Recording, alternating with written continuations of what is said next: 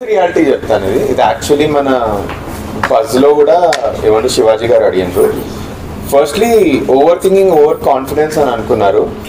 హౌస్లో రియాలిటీ చెప్తాను, ఆ రెండు లేకుండే అసలు నాకు పర్సనలీ ఆ రెండు లేదు. ఎందుకంటే మీకు టీవీలో నేను ఇంకా ఎపిసోడ్ చూడలేదు, బయట ఒకే ఎపిసోడ్ చూడలేదు నేను.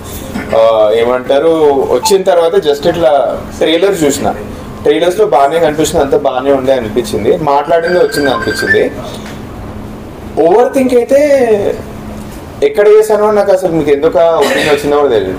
నాది ఎందుకు అటు ఇటు అయిందని నేను అనుకుంటున్నానంటే, ఫస్ట్లీ ఎవరితోటైతే గేమ్ నడిచిందో చాలా బాగా నడిచింది లోపల, లైక్ హౌస్ లోపల అందరికీ ఉన్న ఒక ఒపీనియన్ ఏంటంటే Manish is one of the strongest contestant అని అట్లీస్ట్ సెలబ్రిటీస్కి అయితే తెలిసిపోయింది అది.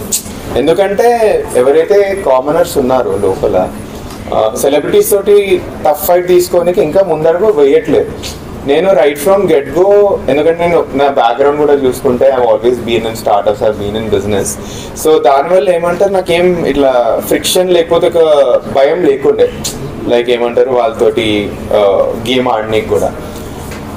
బట్ నాది గేమ్ ఎక్కడ లో అయిందంటే నాకు 2 days ఏమంటారు కొంచెం లో అయిపోయాను, నేను ఇమోషనలీ లో అయిపోయాను. 9th 10th డే నేను ఇమోషనలీ లో అయిపోయాను.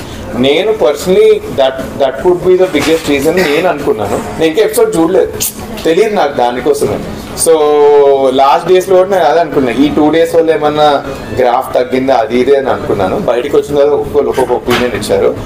బట్ మీకు ఇంకోటి చెప్పాలి, హౌస్లో జనాలకి ఉన్న ఒపీనియన్ ఏంటంటే మనీష్ యాక్చువల్లీ జనాలను బాగా రీడ్ చేస్తాడు అందరికంటే.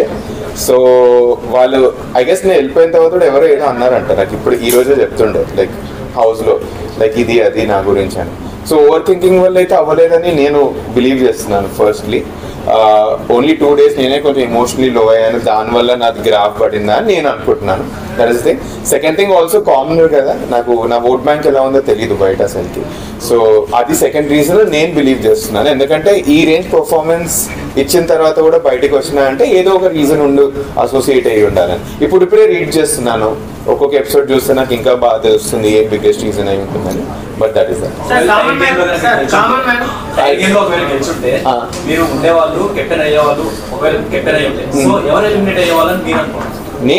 నేను స్టేజ్ మీద కూడా చెప్పేశాను ఆల్రెడీ నాగార్జున గారికి, నేను యాక్చువల్లీ ఫ్లోరా గారు ఎలిమినేట్ అవుతారు. లైక్ ఇన్ఫ్యాక్ట్ మేము ప్రియా, అట్లీస్ట్ నేను ప్రియా ఇంకా ఫ్లోరా గారే బాటంలో వస్తాను అనుకున్నాను. నేను ప్రియా గారు సేవ్ కాగానే అందరం అనుకున్నాం ఫ్లోరా గారు ఎలిమినేట్ అవుతాం, ఎందుకంటే ఫ్లోరా గారు గేమ్ లేదు. అదే నేను ఏమంటారు ఇది మన బస్లో చెప్పాను కానీ ఈవెంట్ నాగార్జున గారు అడిగినప్పుడు కూడా బాటమ్ 3లో పెడతాను. బట్ యా మీ ఆన్సర్కి అయితే ఫ్లోరా గారు ఎలిమినేట్ అవుతారని నేను అనుకున్నాను. నేను చాలా కాన్ఫిడెంట్ ఉండే ఆ బటర్ఫ్లైస్ వెనుకలు ఉన్నప్పుడు కూడా. నేను ఎందుకు ఏమంటారు కాన్ఫిడెంట్లీ బయటకు వచ్చినా అంటే నేను గేమ్ చాలా బాగా ఆడినాను లాస్ట్ వరకు. బాగా ఆడకుండా వస్తే అప్పుడు నేను ఇంకా బాధపడుతుండేనేమో, బట్ బాగా ఆడినా కాబట్టి కొంచెం మంచి కాన్ఫిడెన్స్ తోటే బయటకు వచ్చేసింది. కామన్ మ్యాన్ కంటెస్టెంట్ బాగా ఆడట్లేదని ఫస్ట్ రియాక్ట్ అయిన మనిషి మీరే హౌస్ లో నుంచి. అవును. సో వాళ్ళు ఎలిమినేట్ అవ్వకుండా మీరు ఎలిమినేట్ అవ్వడం ఎలా ఫీల్ అవుతున్నారు? సో చూసుకుంటే అంటే లైక్ అట్లీస్ట్ కరెంట్లీ ఉన్న కామనర్స్ ఎవరైతే ఉన్నారో వాళ్ళకి అగ్ని పరీక్షలు ఫస్ట్ డేస్ నుంచే మంచి సపోర్ట్ ఉండే, ఎందుకంటే వాళ్ళ ఫస్ట్ డేస్ చాలా బాగా పడ్డాయి అగ్ని పరీక్షలో. సో వాళ్ళ ఫాలోవర్ బేస్ చాలా బాగా సంపాదించుకున్నారు. నాది ఏంటంటే నా ఇన్స్టాగ్రామ్లో మా అయితే 250 మంది ఉండే స్టార్టింగ్, అగ్ని పరీక్ష స్టార్టింగ్. ఇప్పుడు ఏదో పెరిగింది నాకు. సో బ్యాక్గ్రౌండే లేదు అసలుకి నాకు ఇన్ టర్మ్స్ ఆఫ్ ఎంటర్టైన్మెంట్. ఇది ఇప్పుడు కరెంట్లీ ఉన్న వాళ్ళ దాంట్లో ఎంతో కొంత ఫాలోయింగ్ ఉంది. హరీష్ గారికి తక్కువ ఉంది కంపారిటివ్లీ, బట్ అది కూడా కొంచెం ఇంపాక్ట్ అయిందని నేను అనుకుంటున్నాను. బట్ ఫేర్ అండ్ ఫేర్ గురించి జనాల చేతిలోనే ఉంది, వాళ్ళే ఓట్లు ఇస్తున్నారు, గేమ్ కూడా వాళ్ళదే. సో దాని గురించి నేను అనడం కంటే జనాలే బెస్ట్. ఇద్దరినే అన్నాను ఆల్రెడీ, ఇది క్లారిఫై కూడా చేశాను నేను. ఏమంటారు మన బజ్ ఎపిసోడ్ లో.